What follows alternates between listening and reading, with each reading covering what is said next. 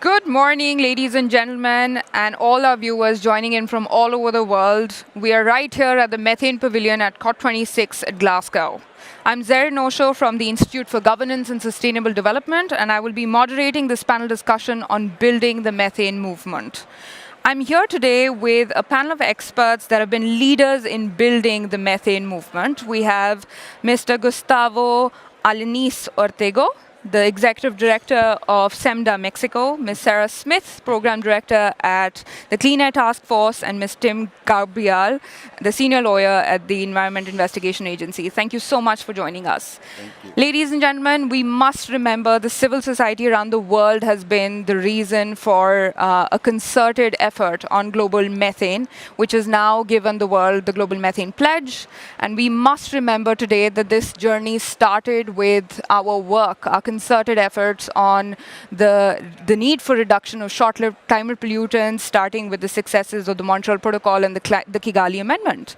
And it is our success under the Montreal Protocol that should inspire us today to cut methane fast, to cut it now. We are now in the move. We have great science coming in from the CCAC assessment report and other organizations that talk a lot about the benefits and co-benefits of cutting methane. And we are now hoping to create this momentum and create the Global Methane Pledge into an actionable point, a bunch of actionable points, and hopefully a global agreement that can give to us aggressive cuts of methane. Through this session today, we hope that we better understand the role of civil society and in understanding how and what needs to be done in order to replicate the success of the Montreal Protocol in the context of the Global Methane Pledge and share learnings from the concerted efforts of the coalition. Without further ado, let's get started. So Gustavo, my first question is for you. Mexico has a lot of strong methane rules and regulations on paper. What do you think is going to be the necessary steps, next steps in the process in order to get a strong implementation of those standards and procedures? Yes, thank you very much for the introduction. And let me start by telling you that in the case of Mexico, Mexico not only has signed the pledge, which of course is very good news, but always the big challenge is implementation. Mexico has always been a champion in signing. Many times it's the first country to go and sign. But then when we go back home and it's a matter of starting to put things in practice, we don't do it very well. So let me give you an example. There are some regulations in Mexico that should have been in place for controlling methane emissions. And for some reason or for another, the oil company, which is owned by the Mexican government, has requested an extension of those rules or those dispositions in order to be postponed for 3 more years, no? Because they said they were still not ready to go with that. No? So in our case, the Mexican Environmental Law Center, we thought that was something that could not be happening. So we say, okay, what are we going to do? So we decided to use the law, and we decided to legally challenge this because we believe it was a moment to pass from the dispositions themselves to the implementations. And this is something that has been happening for years in other areas, no? Like clean fuels, for example, no? Where also the oil company has been postponing since 2009, has been postponing and postponing. And we came today and it doesn't happen. So we decided to bring a legal action to assure that the judicial power could force the Mexican government to properly and timely implement these dispositions and assure that Mexico is going to go in the right direction to cut methane emissions. So That would be my first reaction to your question. Fantastic. Thank you so much. Thank you. Sarah, the US has been a key partner in building up the Global Methane Pledge, and you, through the Clean Air Task Force, have been a critical part of the pledge. What have really been your learnings? What has been your experience, and what do you think are the next steps in order to, make the pledge perhaps a global agreement? Thank you, Zerin, and it's such a pleasure to be here with these panelists from around the world who are part of this growing ecosystem of civil society organizations around the world that are pushing for this pledge and also here to ensure that it results in action. In 2012, I started forming a coalition in the United States called the Methane Partners Campaign. Started out with just 4 or 5 organizations, but quickly grew to more than 100 NGOs around the country. And my learning is that the co-benefits associated with methane reduction bring people together, including unlikely actors. So when we cut methane emissions, we also cut volatile organic compounds, hazardous air pollutants like formaldehyde and benzene that are leaked alongside of methane gas from oil and gas equipment, for example. We heard on the last panel about noxious fumes from landfills. So the health benefits need to be considered. And we started quantifying the reduced asthma attacks and even the reduced premature deaths as a result of strong standards to cut methane. In addition, there's the waste angle, which helped us bring in taxpayer organizations and investors. And of course, the climate benefits, which you mentioned the methane assessment coming out. That understanding of methane being the strongest lever to slow near-term warming, that has also helped grow the movement. And I think it will in the future. This philanthropic agreement that we heard about last week with more than $330 million is something I hope we'll have a chance to discuss a bit here today too, because it opens the door to bringing in much, much wider array of actors. It's fantastic. Thank you. Tim, we've seen, the European Union champion the cause alongside with the United States. What do you think are going to be the priorities for the NGO, the civil society communities moving forward? Good question. Let me first thank you for allowing me to participate in this panel.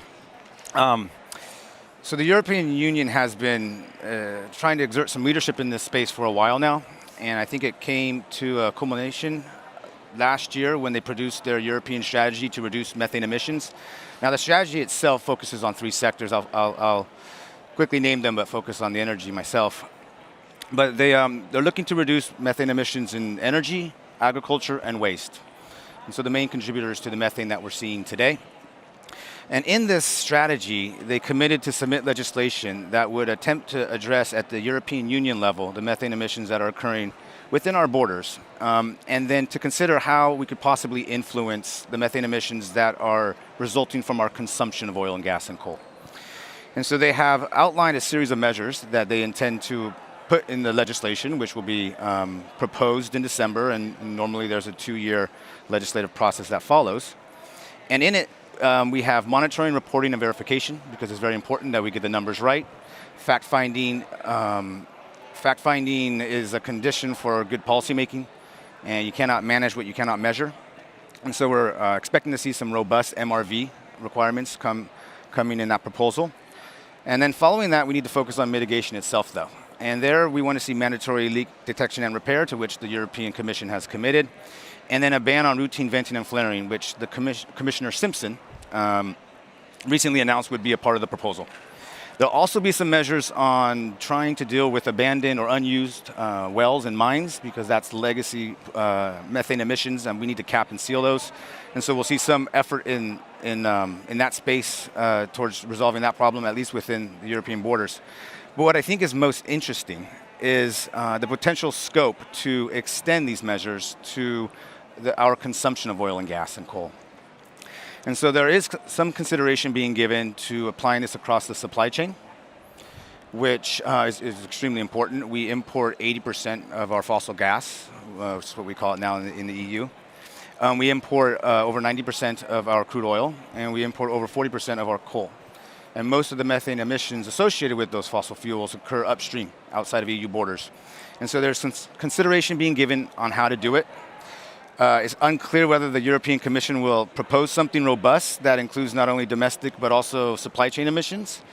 But we have had some positive indication from the European Parliament that they intend to try and pursue the extension of these measures across the supply chain to our imports as well. A lot is to be decided, but I think the European Union has taken the opportunity through its own domestic legislation to lead by example. And I think this will build, this is something that we can build on to argue for and push for and secure continued leadership at the international level. Especially in the context of trying to fill out the Global Methane Pledge and trying to create some sort of framework to deliver on and strengthen it in the coming years. That's very interesting, Tim. In fact, I was just wondering, maybe given how the EU as a bloc participates in these discussions, I'm very curious to understand your take on what would be the measures specifically taken by civil societies in order to push the EU, which then acts as a key actor at the global level, be it as a bloc or be it as bilateral, trilateral, multilateral negotiations. What do you think is the role of the civil society in pushing the EU as a bloc? Yeah, I think civil society are those that set the goalposts for what meaningful action is. Absolutely. And we need to then drive our policymakers and decision makers towards that. We have been setting the goalposts domestically within the context of the legislation, and we hope to secure some ambition when that is finally adopted in a few years. But with respect to the international level, the Global Methane Pledge came upon us quickly. We have a large number of signatories, but we have a lot of conspicuous omissions. I think the EU needs to be pushed on what would it entail to ensure that we are meeting the commitments that we've made within the Global Methane Pledge, and how can we do it to bring on board more actors? And so civil society, I think, plays a role in pushing the leadership at the EU level, influencers towards articulating a vision for what's needed and then acting upon it with some robust diplomatic efforts. Perfect. Thank you. Thank you. Gustavo, if I can come back to you once again. Yes, please. What do you think are some of the next steps? As the Global South, and we're looking at the Global Methane Pledge being discussed and the different implementation agencies, how Tim said, we're looking at MRVs, we're looking at making the pledge a realistic, actionable item. How do you think, or what do you think are the next steps involved in the process? Yes, let me give 2 or 3 ideas in this respect. First, I would say that financing is crucial for this to happen. In the case of the Mexican government, for example, the Minister of Foreign Affairs has been at the G20 meeting in Rome just a few days ago, requesting the sufficient financial resources in order for countries to really commit to climate change mitigation. And I believe this is very important because in the case of many countries, they do need the money in order for things to happen. But at the same time, there needs to be some harmony. There's need to be a real commitment from those countries to really do things to fight climate change. And let me tell you why I say this. You cannot go and ask money at the international forum, and then at home you will be promoting the use of fossil fuels, which is the case of Mexico today. We have a government which is pushing for fossil fuels, for the use of gas, petroleum, oil, coal. They are promoting coal power plants. They are promoting the construction of refineries. They have submitted a constitutional amendment just about 3 weeks ago, where they give priority to fossil fuel, particularly coal, and put renewable energies in the back of the seat. So this is something that is not consistent. So if we're going to talk about requesting financing, we need to make sure that we do things accordingly at the national level. Another idea that I can put before you is that we may want to partner with other instruments at the international level. For example, I don't know if you are aware, but within the NAFTA context, Mexico, US, and Canada have committed to reduce 40 to 45%, more or less, reduction of methane emissions for the year 2030. No? So that's not that far, no? And it's a very important percentage, no?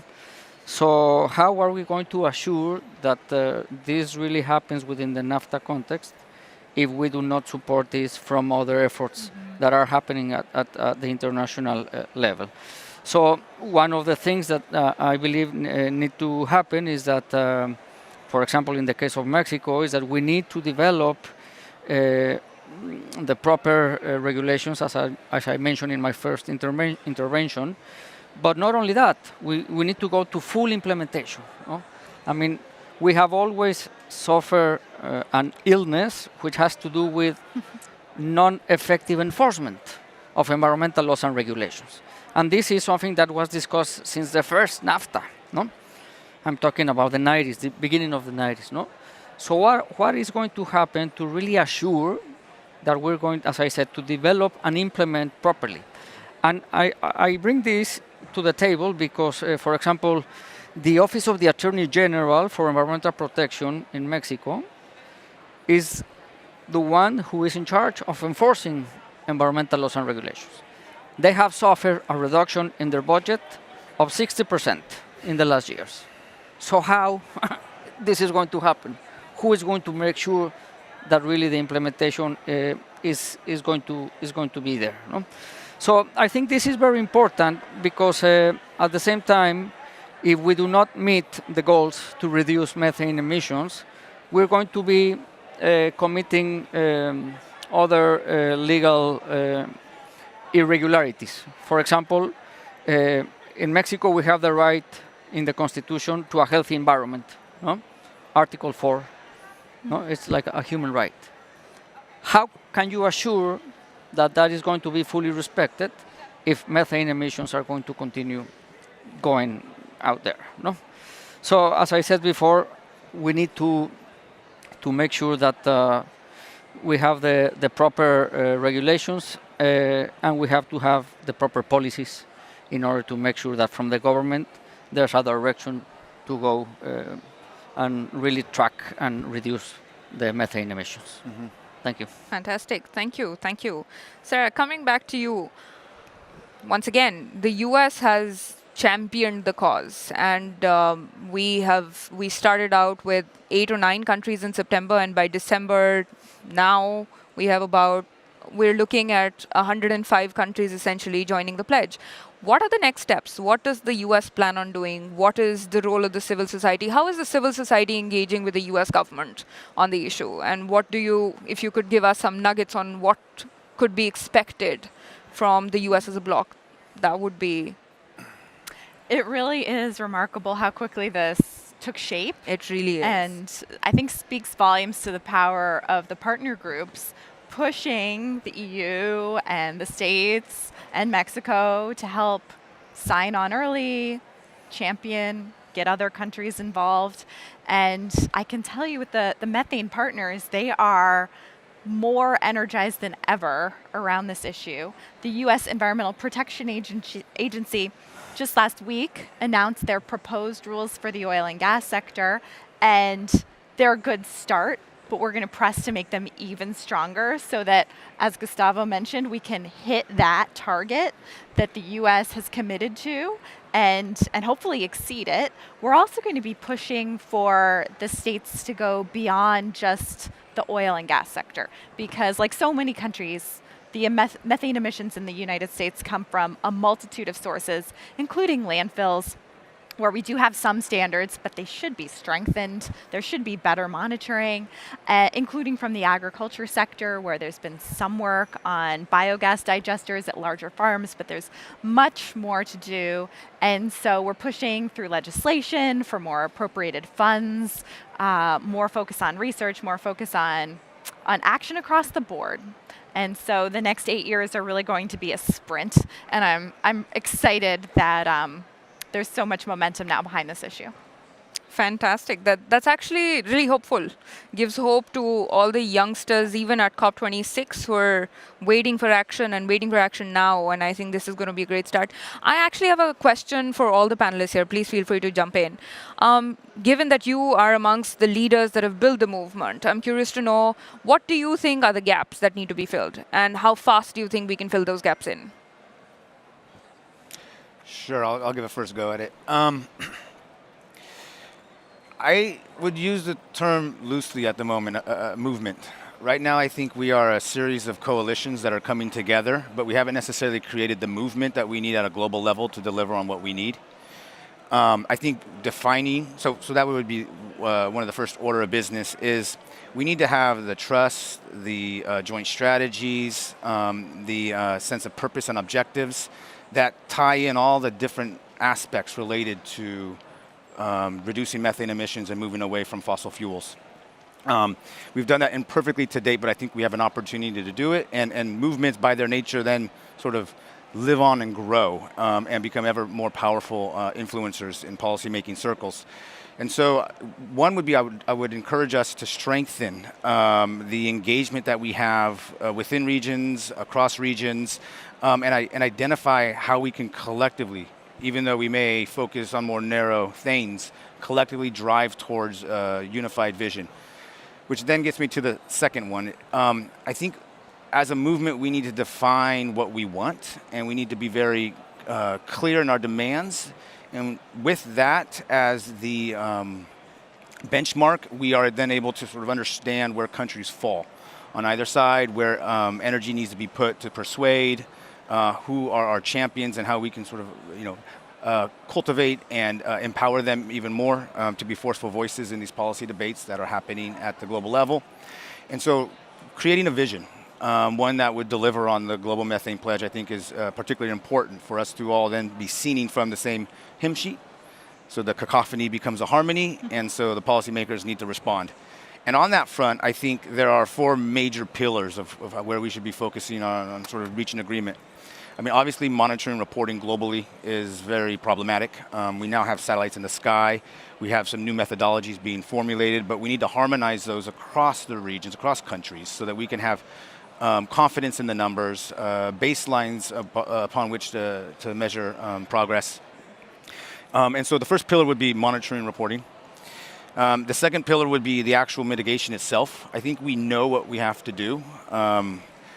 It's not rocket science, it's auto mechanics, as Mark likes to say. And on that, we'd like to see, concerted national action plans focused specifically on methane reduction being proposed, either as part of the nationally determined contributions, either part of it or an appendix to it, but something decidedly focused on the nature and the nuance of reducing methane emissions.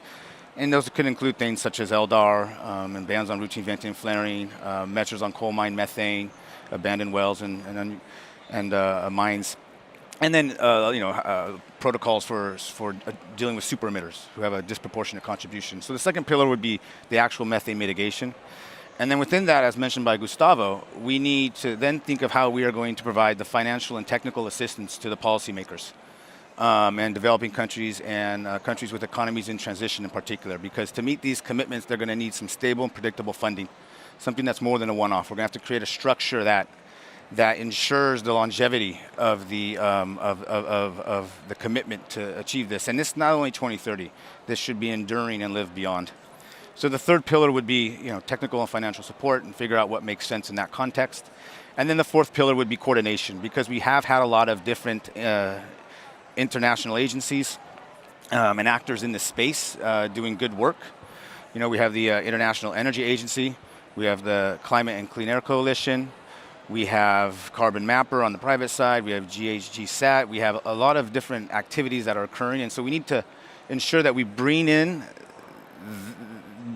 without to sort of create the synergies without and avoiding the redundancy. So ensure that we have synergy and avoid redundancy, and in that way, sort of bring together all these disparate actors in some sort of unified form where we can work towards the same objective. So those are the four pillars that we've identified, and hopefully we can start to push this as sort of the basis for developing a framework. Absolutely. Yeah, Anything to add? Yeah, let me jump in on this and try to complement what has been just mentioned.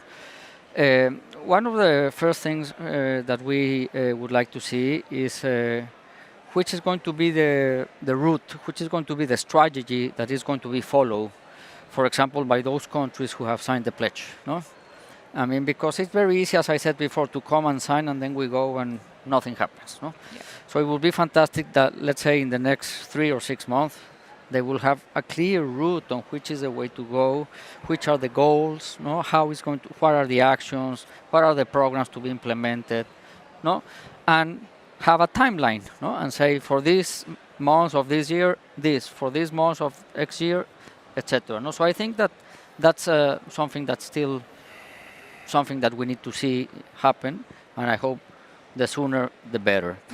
And I say this because, and let me raise a question: what is more important than life? What is more important than health? No, and it appears that many out there still don't understand. No, I mean, what is at risk is our life, it's our health every day, every single day, and we don't see those policies implemented in that direction. And let me again give an example. In Mexico, every year, around 15,000 persons die because the poor quality of the air. No? There's no a single policy from the Mexican government to try to tackle that particular situation. No? So that's why I raise the question: what is more important than life, and that our health and our quality of life. No? Second, I think you also raise a point about what civil society has to do. No? And I think, as Sarah mentioned, we need to keep the pressure. No?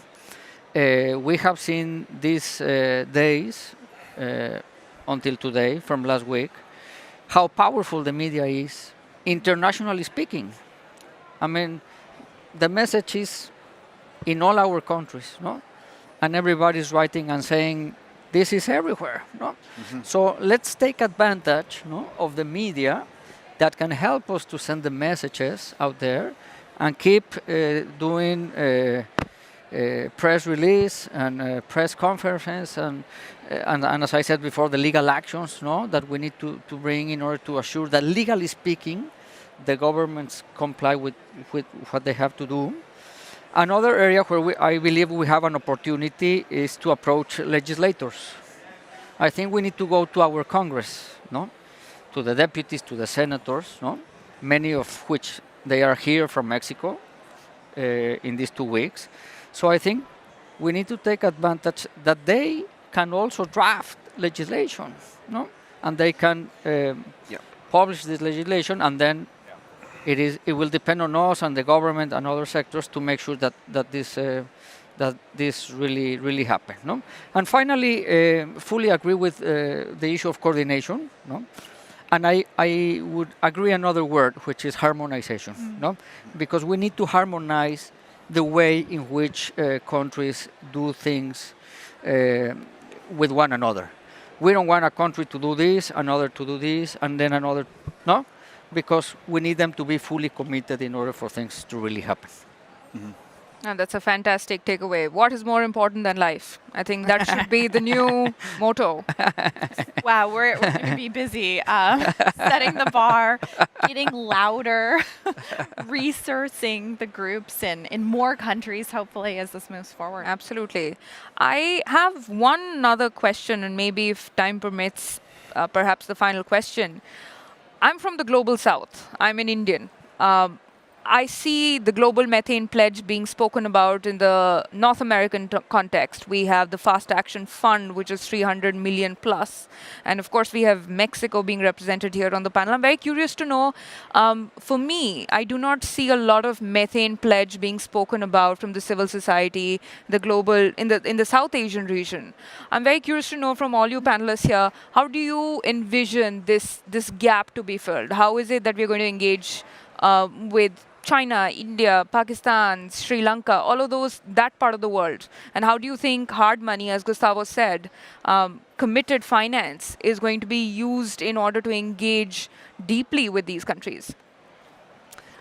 It's a great question, Zerin, and I think alongside the focus of the northern governments, there's been a real focus on the philanthropy side in advocacy and civil society work in Europe, in North America. So I'm very hopeful that the new methane hub, you mentioned this $330 plus million commitment, will help resource organizations in India, in China, in really the global south to start working more on this issue. We have some representation in our growing global network, and we do need to ensure strong coordination and harmonization.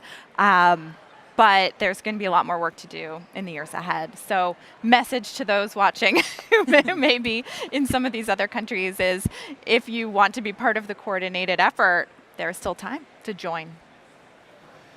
I would just add that I have no doubt that there's at the moment, perhaps a silent uprising or movement that's just waiting to be triggered, as it were. I think it is a question of the historical distribution of resources and where some of the first opportunities arose meaningfully on the legislative front as things were unfolding in the European Union and the US. But we need to have a global movement, and we need Southeast Asia, and we need Latin America, and we need Africa to be on board. I'm quite confident that with increased resources, we'll start to have increased involvement from them, and hopefully that can happen rather quickly through the Methane Hub, so that we can understand the interests and how they are different there, which I think is very important, because the way that I might represent the need for action is different than others might do, and what's persuasive to their policymakers and what's persuasive to their public is different than what's persuasive to mine. And so we also need to sit with each other and really understand where the levers are, how we can amplify the more impactful messages, how we can sort of align them so that even though we may be giving slightly nuanced ones, they're pushing towards the same direction. So it's an opportunity that we have, and I think it's a question of developing it concertedly. Great answer. Yeah, I think one last thing that I would add is that we need two things, I believe, among many others, of course. One is to have political will at the highest level, no? Because if there's no political will from governments, nothing will happen. And from those in different sectors of society, you need the will from them in really to push and go forward in this direction. No? Oh, fantastic. And I think that brings me to my next question, Gustavo. What do you think needs to be done by civil society in order to keep the issue of methane, aggressive methane mitigation at the heads of the state level, and also perhaps in a manner that has been the most successful, which is the Montreal Protocol? How do we combine these two worlds, making sure that it's still at the heads of the state level and forms has the same structure to the Montreal Protocol, because that's a tested and successful model to follow? Yes, as I already mentioned, civil society has to continue doing the pressure through the media and through legal actions, etc. But one thing that I did not say, and which I think will be very useful, is that civil society can bring the data. No? Civil society can bring science, can bring technical information, can bring legal arguments. No? Because that's the best way to put something forward. No? Mm-hmm. You need to have a base. No? You need to have a structure on where you have something to say, where you have a standing, because if not, they will say, these guys are just fooling around. No? So in order for civil society to be very serious, bring the facts, bring the issues, bring the information. No? And with that, you can give it to the decision-making public officers, and then can go in the right direction. No? Absolutely, absolutely. Tim? Yeah, I would just like to add, I worked on the Kigali Amendment, the effort to try to get HFCs under the Montreal Protocol for 7 years, and the implementation ever since we adopted it. And one of the things I like to reflect on is the approach that we took there gave us confidence that we would get the HFC emission reductions that we needed. And I like to create a counterfactual, hypothetical. Had we come to the UNFCCC and adopted a pledge that had imperfect coverage, but committed us to some sort of reductions, and left it at there, we would not have the confidence that we're going to get those reductions that we now have with HFCs. And so this is a start. This is a start towards building out something more fit for purpose around the methane issue. And it's going to take some institution building, some framework to deliver. We had the benefit with HFCs of simply inheriting the Montreal Protocol and its institutional framework. I think we're in a position here where we're going to have to think a little bit more creatively about how we would build something around methane. If there are things that we can call upon, or there are existing institutions and efforts that we can incorporate into this framework, fantastic. But there'll be areas where we also need to think creativity about what we want to build around it and what we want to construct. And so we're at the beginning, but we need to move quickly. And I will just note that the Montreal Protocol itself was negotiated within about 2 years. So reflecting back on that, it was once we got the mandate to start to do something, it went rather quickly. And we ended up getting the most successful multilateral environmental agreement in the land. And ideally, we can do something similar here with methane. That's absolutely true. Well, thank you so much. It's been such a pleasure and honor to be sharing the stage with you and being able to discuss these very important points. If I could just summarize very quickly what's been the gist of this discussion so that our viewers can take this away as the learnings and the sharing of experiences. I'll start with what you said. What's more important than life? So I think that is going to be the new mantra. It is going to be the new mantra, the new motto. And the takeaways from what I understand is harmonizing and synergizing the coalition efforts globally, making sure that we have robust monitoring, reporting, verification measures, and making sure that we have more and more data from the satellite, the carbon map, as one of the speakers mentioned, coming in and filling in the gaps in the data that then finalize baselines, are able to do scenario analysis, and more importantly, what Gustavo has been mentioning over and over again, I think there's a little more to dig deep into what we can do legally, through legislatives, through regulations, to make the global methane a more realistic agreement, which could then have action plans. So if I've concluded that and correctly, then maybe we can start on with our other discussions. And thank you so much. Thank you. Pleasure. Thank you, Zerin.